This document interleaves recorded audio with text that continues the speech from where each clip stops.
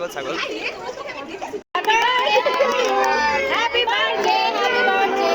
সকালবেলা ঘুম থেকে উঠেই চলে আসলাম কিচেনে রং চা বানানোর জন্য, কারণ বিগত কয়েকদিন ধরে জান্নাত আর আমি প্রচুর পরিমাণে ঠান্ডার যন্ত্রণায় ভুগছি। দুইজনেরই কাশি কমছেই না, আর কাশিটা হচ্ছে একদম শুকনা কাশি, যেটা কিনা খুবই খারাপ।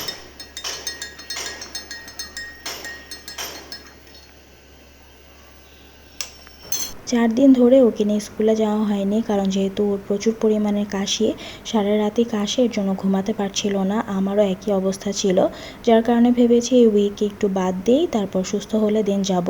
কিন্তু ওর থার্সডেতে একটা সিটি এক্সাম ছিল, যার কারণে আমাদেরকে যাওয়াই লাগতো। তাই আজকে সকালবেলায় উঠে গিয়েছি আর জান্নাতের জন্য টিফিনটাও রেডি করছিলাম, ওকে নিয়ে যাবে স্কুলে। আর রেডি করতে করতে ওদিক দিয়ে আবার আমি আমার ড্রেসও চেঞ্জ করে চলে এসেছি, জান্নাতকেও ঘুম থেকে উঠিয়েছি। জান্নাত এসেই বলছিল এই টিফিন বক্স আর ওয়াটার পটটাও নিয়ে যাবে। আসলে এটা সানি ভাই গিফট করেছে জান্নাতকে, আর যখন থেকে ওই টিফিন বক্স আর ওয়াটার পটটা পেয়েছে ওর কাছে অনেকই ফেভারিট হয়ে গিয়েছে। ও আসলে ম্যাক্সিমাম টাইমই এই টিফিন বক্স আর ওয়াটার পটটাই নিতে চায়।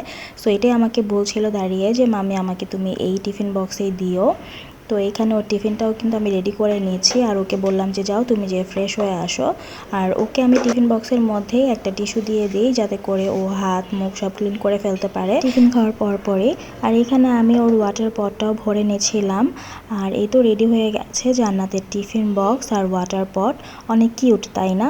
আর এদিক দিয়ে আমি জান্নাতকেও কিন্তু রেডি করিয়ে ফেলেছি। জান্নাত রেডি হওয়ার পরে ওকে বললাম তুমি তোমার টিফিন বক্স আর ওয়াটার পটটা ব্যাগে ভরো। আর এদিক দিয়ে আমি সব রুমের জানলাগুলো খুলে দিচ্ছিলাম বের হয়ে যাওয়ার আগ দিয়ে।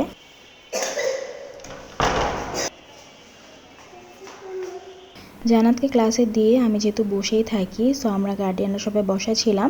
একটা আপু আবার আমাদেরকে কেক এনে দিল, কারণ ওনার ছোটো বেবিটা হাঁটা শিখেছে মাশাল্লাহ।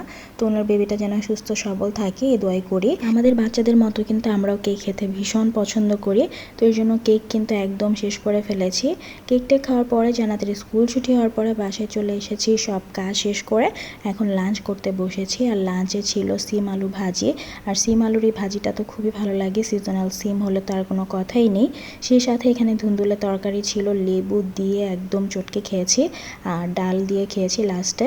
খাওয়া দাওয়া কমপ্লিট করে আবার এই যে আমাদের ড্রেস সব রেডি করে ফেলেছি, কারণ আজকে আমরা যাব একটা দাওয়াতে। অসুস্থ থাকার কারণে একবার ভেবেছিলাম যাব না, কিন্তু যেহেতু এমনভাবে বলেছে যে না যেয়ে আসলে উপায় ছিল না। তো জান্নাতকে সন্ধ্যায় ঘুম থেকে উঠিয়ে ওকে একটু কিছু খেতে দিলাম, তারপর দুই মা মেয়ে মিলে একদম রেডি হয়ে গিয়েছি। মাশাল্লাহ, আমার জান বাঁচার জন্য সবাই মাশাল্লাহ বলে দিবেন। এখানে কিন্তু আমি আম্মুর বাসায় চলে এসেছি, আর আমার ছোটো বোনও আছে, সেই সাথে আম্মু রেডি, আপনারা দেখতেই পাচ্ছেন। আসলে আমার আম্মুদের, চাচুদের, ফুপিদের সবাইকে দাওয়াত দিয়েছে। এসেই দেখলাম যে এখানে আমার কাজিনরা ছবি তুলছিল, আর যেহেতু এক ব্যাচ বসে পড়েছে খেতে, সিট খালি ছিল না, এর জন্য আমরা তখন বসতে পারিনি। আর এখানে আবার আমার ফুপিরা এবং ছোট চাচু সবাই আর কিছু কাজিন বসেছে, আর বাদ বাকি আমরা যারা ছিলাম তারা একটু সাইডে বসেছিলাম। আর আমার কাজিন শারাফ, ও আসলে ক্যামেরাটা দেখে দৌড় দিচ্ছিল, তাই ওর সাথে আমি একটু দুষ্টুমি করছিলাম। তো এখানে আমরাও কিন্তু বসে পড়েছিলাম, বাদবাকি যারা ছিলাম আমরা।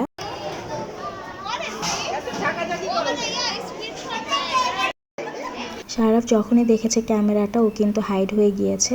তো এভাবে হাইড অ্যান্ড সিক খেলছিল। আমি আবার ওকে দেখি ক্যামেরাটা ধরেই রেখেছিলাম, দেখলাম যে ও কতক্ষণ পর্যন্ত এরকম করতে পারে, তো ওর সাথে একটু মজা করি। এরই মধ্যে কিন্তু খাবারও চলে এসেছে, আর বিফ কাচ্চি করেছিল। বিফ করাতে ভালো হয়েছে, কারণ খাসি আমরা অনেকেই খাই না তাই। সো এখানে আমি আমার প্লেটটা রেডি করে নিয়েছি, সেই সাথে কিন্তু জর্দাও ছিল।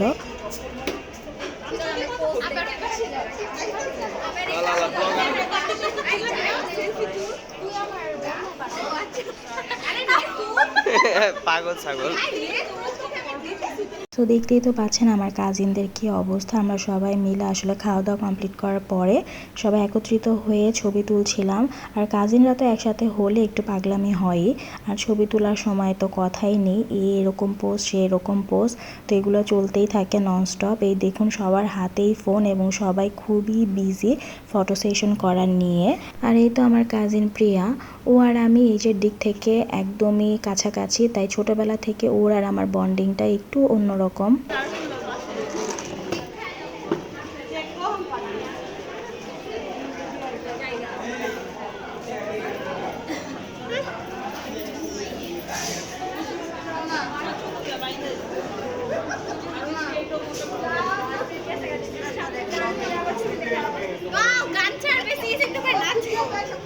কে নাচবে?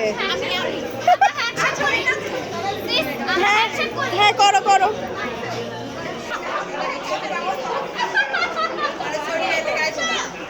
আমি আমার কাজিনদের সাথে একটু মজা করছিলাম, ক্যামেরা ধরে রেখেছিলাম এবং দেখছিলাম যে আসলে ওরা কি ক্যামেরার দিকে তাকিয়ে কোনো পোজ দেয় কিনা। দেখলাম এক একজন এক এক টাইপের পোজ দেওয়া স্টার্ট করে দিয়েছে।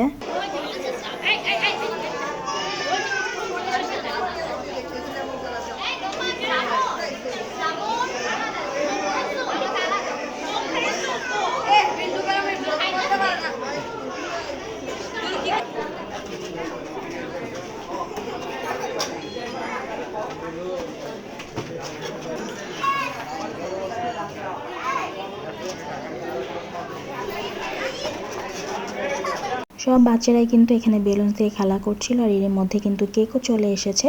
সো এখন কিন্তু কেক কাট করা হবে।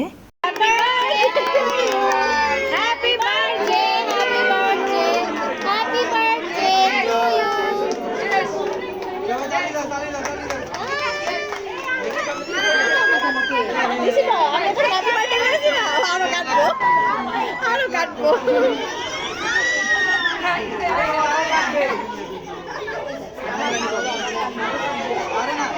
কেক কাট করার পরে কিন্তু বাচ্চাদের হামলা শুরু হয়ে যায় কেকের উপরে। তো এখানে এটাই চলছিল।